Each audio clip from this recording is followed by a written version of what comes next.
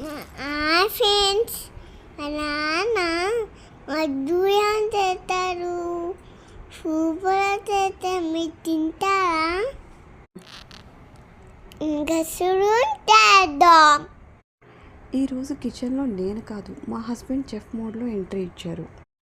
Menu ఏంటంటే super tasty Manchurian. ముందుగా క్యారెట్ని తురుముకోవాలి. తర్వాత ఒక క్యాబేజ్ తీసుకొని దాన్ని కూడా తురుముకోవాలి. తర్వాత ఒక క్లాత్ తీసుకొని ఈ క్యాబేజ్ అండ్ క్యారెట్ తురుముని వేసుకొని స్క్వీజ్ చేసి వాటర్ అంతా రిమూవ్ చేశారు.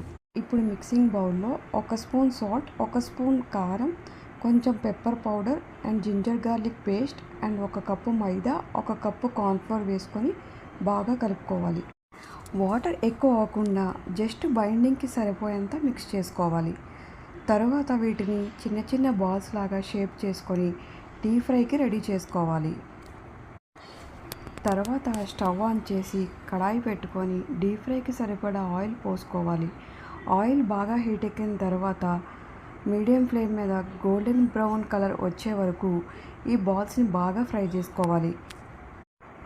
ఇలా 5 to 7 మినిట్స్ వరకు మీడియం ఫ్లేమ్ మీదే వీటిని బాగా ఫ్రై చేసుకోవాలి. చాలా క్రిస్పీగా వచ్చాయి కదా. ఇప్పుడు సాస్ ప్రిపేర్ చేయడానికి కడాయిలో 2 స్పూన్స్ ఆయిల్ అయితే వేసుకొని చాప్డ్ జింజర్ గార్లిక్ వేసి మంచి స్మెల్ వచ్చే వరకు ఫ్రై చేసుకోవాలి. తర్వాత క్యాప్సికమ్, ఆనియన్స్ కూడా వేసుకొని ఫ్రై చేయాలి. ఇలా ఫ్రై అయిన తర్వాత soya sauce, chilli sauce, tomato sauce add చేసి మిక్స్ చేసుకోవాలి. తర్వాత కొంచెం వాటర్ యాడ్ చేసుకొని బాగా కలుపుకోవాలి. మీ దగ్గర చిల్లీ సాస్ లేకపోతే కారం కూడా వేసుకోవచ్చు. తర్వాత కొంచెం పెప్పర్ అయితే యాడ్ చేసుకోవాలి. ఇప్పుడు హైలైట్ మూమెంట్ ఏంటంటే ఫ్రైడ్ క్యాబేజీ బాల్స్ని సాస్లో యాడ్ చేసి ఐ ఫ్లేమ్లోనే ఫాస్ట్గా కలుపుకోవాలి. సాస్ కొంచెం థిక్గా అవ్వాలంటే కార్న్ఫ్లోర్ స్లర్రీని యాడ్ చేశారు. ఇన్స్టెంట్గా సాస్ పర్ఫెక్ట్ కన్సిస్టెన్సీకి వచ్చేసింది.